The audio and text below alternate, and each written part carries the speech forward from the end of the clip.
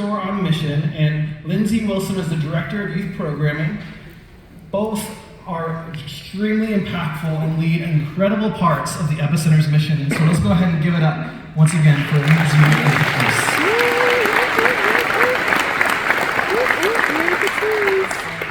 Good evening, everyone. Wow, you guys cleaned up really nice. It's a gorgeous crowd.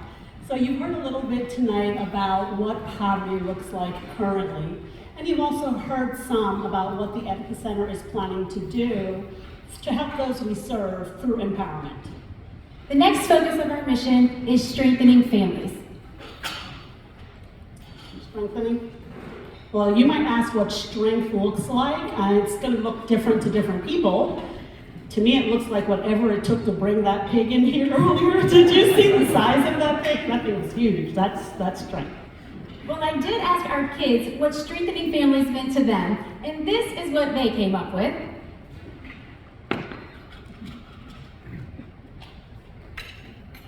Well, that is important. At the Epicenter, they came up with, they had some bustles, they had some parents running together, high knees, jogging, riding bikes, and while that is important, we want to focus at the Epicenter not just on our physical strength, but on families' mental strength. First, we want to help paint a picture of what families look like at the Epicenter. First, we have Sadie.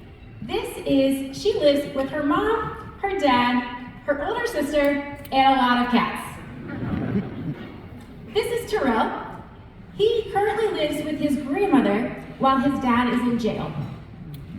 This is JP and his little brother Alex. Their parents recently got divorced and now they're learning what it's like to live between two houses. This is Amelia. She's a kindergartner who lives with her two dads. This is our friend in foster care. And this is Aaliyah, who lives with her mom, her stepdad, and her stepbrother. Due to the diversity of the families we see each and every day, mental strengthening looks a little different for each one of them. At the Epicenter, we strive to meet people where they are, provide basic needs, and most importantly, build relationships. Now remember, investing in families doesn't just mean investing in the kids. It's investing in the adults who take care of those kids too. And we want to make sure that no matter whoever walks in our door, whether they're 4 or 84, feel loved, valued, and heard. That is so true. Amy Morin, who is a well-regarded psychotherapist, stated recently that the most common questions that parents pose to her is, what are the key strengths that I should be teaching my kids? Well, there are several, but honestly, the one that is the most impactful is what impacts your mental strength. The way you think, the way you act, and the way you feel are really important. So when you think big, act brave, and act strong, that really helps to impact your mental muscles.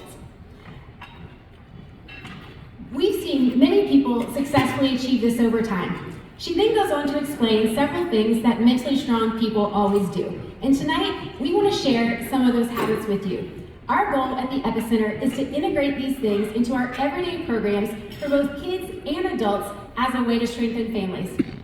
The first one is they empower themselves. You just heard Tyrone's story as an example of empowerment. The Zone is our before and after care program that we run at both Edgewood and Aberdeen locations. We currently have 100 kids in our care each day, and we want to make sure that we're not only empowering adults, but kids too. Epic Enrichment Days were created this year as a way to empower kids to choose an enrichment activity of their choice. So they got to choose between basketball, fun with food, painting, cheerleading, or a creation station. So Epic Enrichment Days allow kids, a lot of our kids are unable to participate in after-school activities either due to cost or time constraints or transportation. And so we wanted to make sure and provide a way for them to be able to participate during our Zone program. So they'll get to select a new enrichment each semester.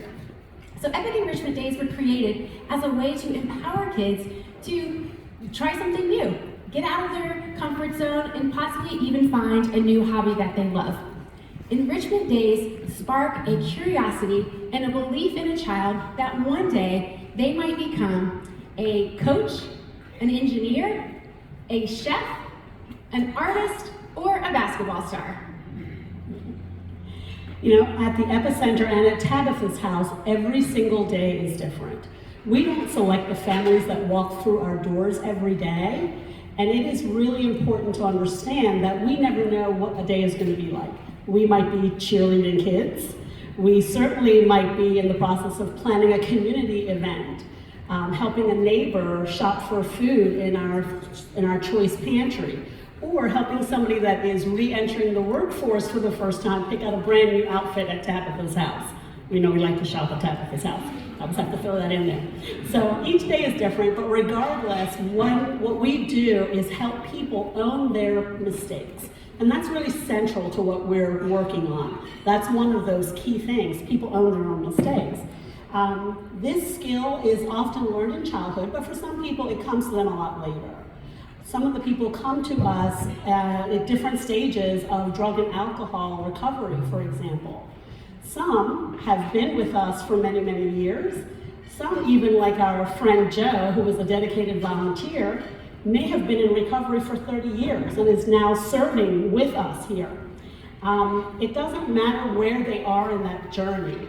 We provide also the opportunity for people to help pay their debts to society by doing community service work with us. For example, they might be paying back child support or delinquent taxes or even a DUI.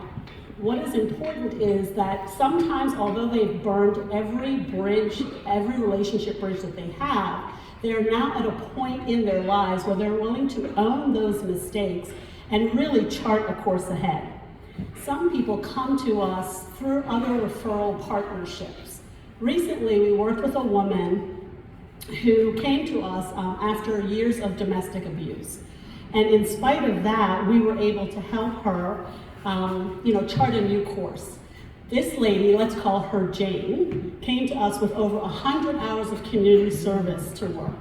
Not only has she been with us now for a long time and is sober, she is continuing to volunteer after her debt is paid, and also she donates to our pantry regularly. Now that is really owning your mistake. And it's important to know that even though it might feel icky at first to own those mistakes, it helps to really ground who you are and establish you as someone who really can be trusted. And that's important both internally and externally. Next is they adapt to change. Our families navigate a lot of change, whether that's moving to a new school, going through divorce as a family, or switching careers. Change is tough. But mentally strong families understand that change can actually help them grow into even stronger people. One way to adapt to change is to name your emotions. Change can be uncomfortable, but just putting a name to your emotions can actually help lessen the sting of those feelings. Unfortunately, most of us don't spend enough time thinking about how we feel.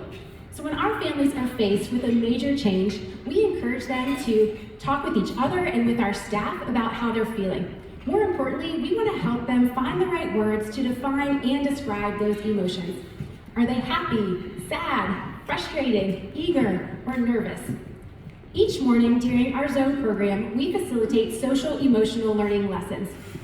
These help kids learn more about emotions, relationships, coping skills, and self and social awareness. We do this each morning to help start their day off on the right track and give kids a greater understanding of their feelings and how to express those in healthy ways.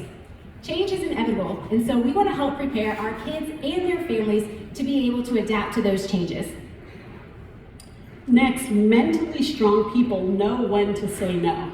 I'm not talking about how a 2-year-old says no necessarily, but no is a perfectly acceptable answer, and it is a complete sentence.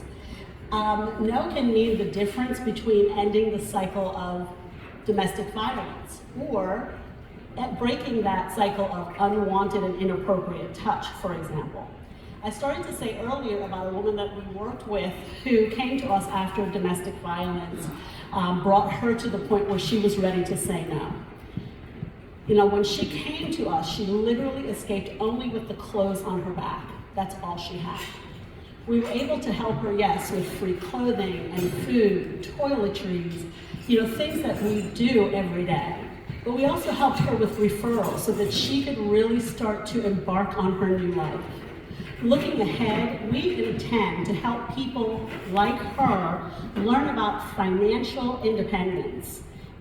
I'm not talking about stocks and bonds. You may not realize that some people have never owned a bank account, nor did their parents, nor did their grandparents. Rather than continuing that cycle of high-cost check cards or check cashing places, we want to help people understand how to manage an account, save that 3 to 4% that they're currently spending in those fees every month, and invest it in themselves. Learn how to take that next step forward. That is really important in helping to stem that generational poverty that we've been talking about. You have to be able to understand that. Next, mentally strong people also know how to celebrate other people's successes. That is so important.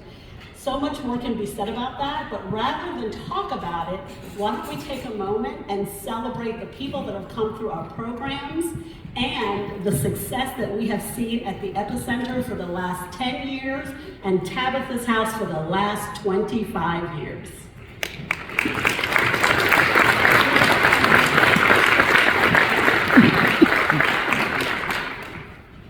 The next thing mentally strong people always do is they fail and try again.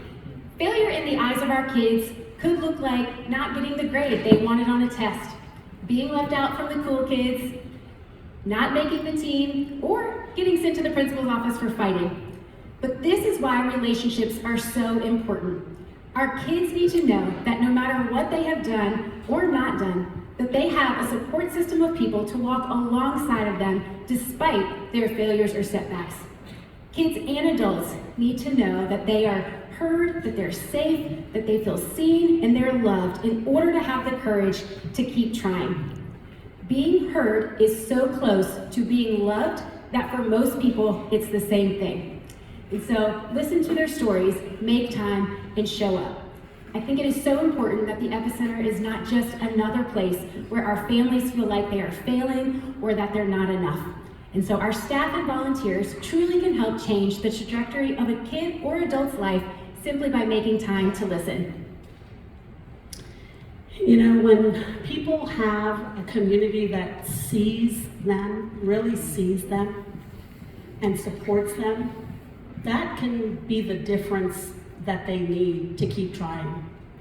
And that brings us to our final point, which is persistence. Mentally strong people who persist will continue to try even when they don't feel like it.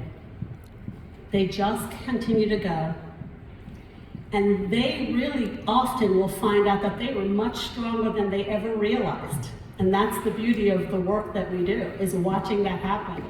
We as a mission not only stand with them in that gap, we help them build a bridge between their current reality and their future possibility.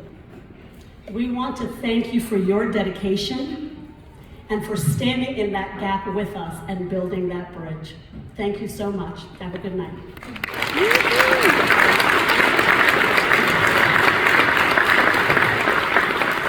Thank you, Lindsay and Patrice. There's just so